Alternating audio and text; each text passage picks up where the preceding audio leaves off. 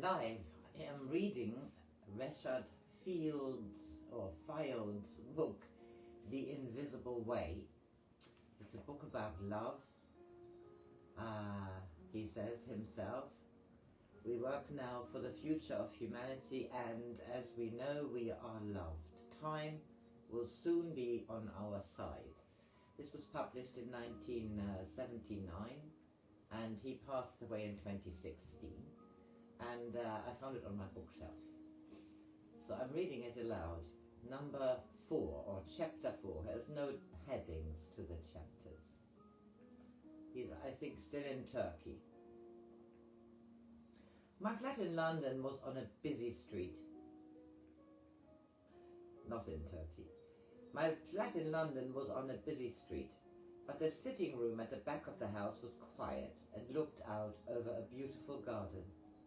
I had arranged the furniture so that I could sit by the window, and I often watched the changing scene for hours. The regulars became familiar. Children playing piano, people walking their dogs, and a serious group of men who flew their kites at 10 o'clock on Sunday mornings. A tiny lady came by every now and again, with all her belongings in plastic bags piled high on a battered children's pram. Every time I returned from a journey, I spent some time by that window, re-establishing where I was, getting ready to pick up the pieces and proceed with my so-called normal life. On this particular occasion, the contrast was even more marked than before. London was a far cry indeed from the Anatolian plains, whirling dervishes and esoteric meetings. I felt quite clear that this was the last journey I would make to Turkey, for in England lay the answer to my question. I had arranged to be in the Middle East for a long time, and so I had returned with no plans, except to visit this woman, called Elizabeth. For a while, time was on my side. I decided not to see anyone for 3 days, nor to call any of my friends. It was a necessary period for preparation. I had learned over the years not to take lightly the instructions I had been given. I wanted to be prepared and ready to accept whatever would happen. I rested, followed the spiritual practices I had been taught, and contemplated deeply what I had been told about a woman and the matrix of life, about women and the matrix of life. More and more it became clear that there was an inner meaning in the recognition of women exactly as she is that I had yet to understand. The word recognition conjured up many ideas, and I was intrigued to discover that it literally means to know again that which is already there. I remembered meeting a young woman in southern Turkey for several years before. She had screamed one evening in a way that I had not realized was a cry for recognition. She was considered mad, as she was obsessed with a ball of blue wool that she carried constantly, searching for its end. But my teacher had understood that there was a strong chance he could help her to know she was recognized, at least by one person.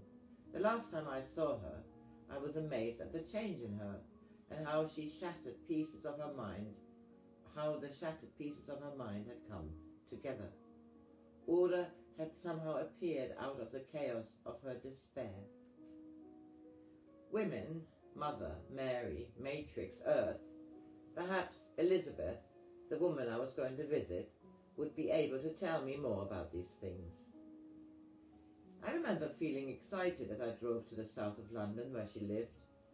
I did my best not to expect anything, but when I telephoned her to make an appointment, she already knew that I was coming. "Oh yes," she said to me rather briskly. "You're the man who has just come from Turkey. I know your teacher.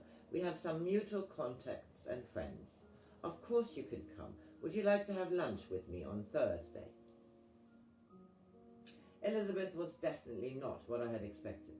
and it amazed me to recognize how I kept falling into the trap of imagining how people ought to be. I was sure that she would be living in a small house with a lovely garden in which she grew roses and sweet-smelling herbs. In fact, there was no garden to speak of. The house was a late Victorian, semi-detached and rather dark and gloomy from the outside. She was wearing a Scottish tweed suit, with her hair brushed firmly back into a tight bun at the back of her head.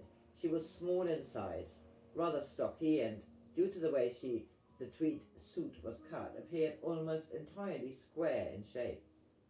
To complete the image, she had a monocle on a pair of black string, on a piece of black string around her neck. "Do come in," Elizabeth began. "You found the way all right, I suppose, for you are in good time. If you like, we will take sherry before lunch. I'm very partial to a glass myself at this time of day."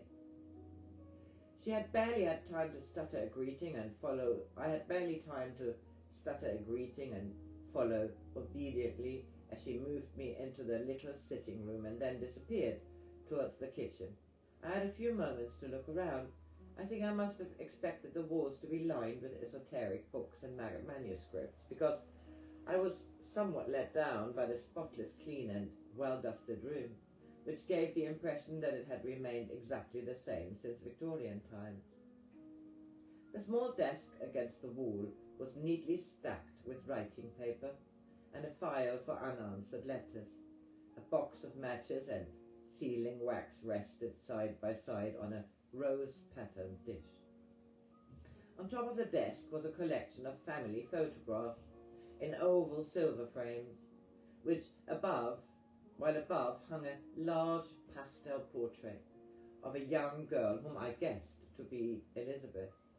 The chair seats were covered in petit point, depicting mixed baskets of garden flowers, and a tall glass case held an interesting collection of china and waterford glass. Beside Elizabeth's chair was a small table on which lay a Bible. I was just about to see which edition she had when she returned with a silver tray, 2 glasses, and a crystal decanter of sherry. "Now then," she said, putting the monocle into her right eye and pouring sherry into the glasses. "I'm getting quite blind in one eye, so I've got to wear this ridiculous eyeglass. I can't stand spectacles. I lose them or they fall off my nose. And anyway, as only one eye is bad, I only need one piece of glass, don't I?" She laughed then, a sort of bubbling sound that came up from deep in her belly. It was a wonderful laugh, and during the time I knew her, I heard it many times. She would produce it at critical moments, particularly when the going was a little tough, and it never failed to make me smile. "Well, my dear man, here's cheers." We could chink glasses, and she drowned hers with one gulp, quickly refilling it from the decanter. "Oh, come along," she said. "There's only a teaspoonful in here. Drink up and let me refill the glass, and then we can sit down and relax for a bit."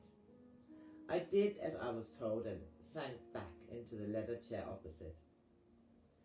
"So, you have been in Turkey again, I see, as though the answer is not under your nose. I spoke to your teacher once about the way you keep running off to the Middle East, but he said that there was nothing he could do as long as that was what you wanted.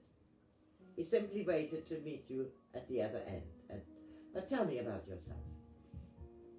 I went over the events that brought me to her, how I had gone back to my teacher to seek further direction, and how he had sent me back to England. Finally, I explained my realization about what was missing in my life, and indeed in most people's lives, the knowledge that we are loved. "But surely you have learned a bit more than that after all these years," she said, laughing. "Good heavens, man, that is where we begin, not finish. However, strangely enough, I do know what you're getting at, although I might have put it in a slightly different term. I would have said something like, to know the meaning of love, or the purpose of love, rather than sounding a bit like a small child wanting attention. But forgive me, I'm known to be rather rude and brusque. Most people demand love because they think they ought to receive it.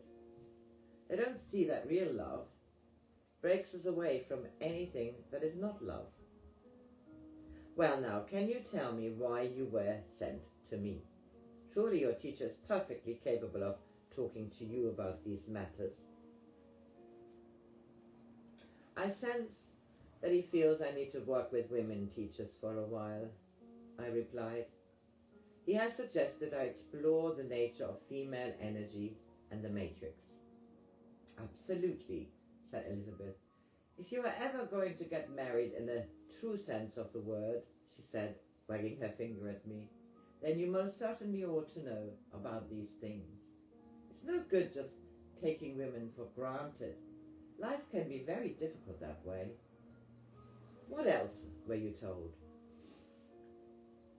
He also said that there was much that could still be discovered in England, and it was about time I came to appreciate my own country and the West, rather than chasing around the Middle East looking for dervishes. Splendid, said Elizabeth, raising her glass a second time. I'll drink to that. It's about time you realized that. Although travelling is good experience and fun, what you are looking for can eventually be found without leaving your room. You probably know that your teacher has lived in most countries of the world, however, including America. I met him here, and although we only met on a few occasions, we agreed to pass on certain pupils to each other if that seemed indicated. Interestingly enough, I have never become involved with the Middle East and the Islamic religion and culture. My training was in India when I was a young girl, but for the past 35 years I have been in this house, not going anywhere very much, especially since my husband died a little over 2 years ago.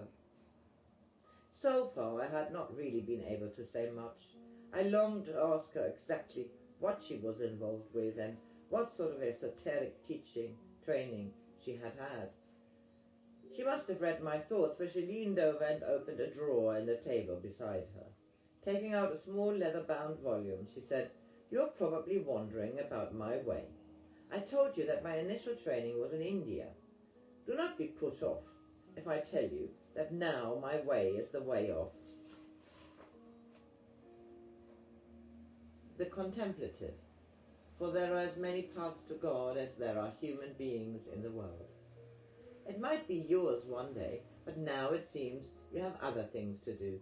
This little book of themes for contemplation was given to me in London just after World War I.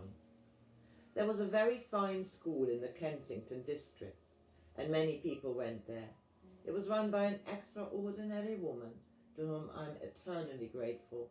Everything she gave us is written in these aphorisms, and it has been quite enough for me to work on for over 40 years, although it is not very glamorous. I would like to return to this idea of the matrix that we were speaking about earlier. I received a letter from your teacher in Turkey saying he wanted me to set up the conditions for you to understand as much as possible about these matters. So I will do so, although the knowledge of the matrix has long been held in the inner esoteric schools, much is now being released. However, much work depends on your inner degree of preparedness and work, for the mind simply cannot comprehend these things. Therefore, perhaps you could tell me what you have learned and what practices have brought you here. I found it harder than expected to answer. Over the years there had been many different approaches and many different methods of meditation and concentration. We talked at length. Finally, she agreed that the secret of life lies in the knowledge of breath, and that the possibility of understanding lies through and within breath. Elizabeth continued to cross-examine me, and I found myself getting into deeper and deeper water as I tried to explain various theories I had about breath and the ionosphere and how it was possible to change the rate of negative ions in a room simply through the conscious use of breath. Just then I heard someone cough upstairs. For some reason it came as a great shock. I couldn't explain this, except that I had thought for some reason that Elizabeth lived alone. As I was to learn later, she never missed anything that went on. "I have had a lodger since my husband died," she said. "I'm getting too old to keep the house as clean as I would like it, and having someone here is very nice for me. As a matter of fact, I believe you two have met." I detected a very definite gleam in her eye. She was twirling the monocle round and round on its piece of string, and then, to my astonishment, she popped it into her mouth. She watched me for a few moments, but I felt I would be intruding to ask her directly. Noticing my hesitation, she relented. "No, don't worry yourself about it," she said. "You'll know soon enough, and anyway, it's time for lunch." I began to feel that all this had, in some strange way, happened before. The experience of déjà vu was almost overwhelming. I felt compelled to mention it to Elizabeth. "How do you explain these things?" I asked her. "The sensation is incredibly strong. It is as though I am walking into a situation that is already set up." She seemed to take little notice of what I was saying, busying herself at her sideboard. "I have made a cottage pie," she said. "I do hope that it will suit you. Now, why don't you sit down and start?" she said, handing me the plate. "I don't like my food to get cold." The dining room was intimate and furnished in the same style as the sitting room. French windows opened onto a small patio. A pair of budgerigars were chattering noisily in a cage hanging by the window, and I was reminded of the bird cages in Mexico. Elizabeth noticed that my mind was wandering. "Come along now," she said brusquely. "Eat up. I can't have my food spoiled by wishy-washy thinking." There was polite conversation during the meal, but I sensed that she was waiting until we were finished before saying anything further. This was confirmed when she stood up to get fruit and cheese.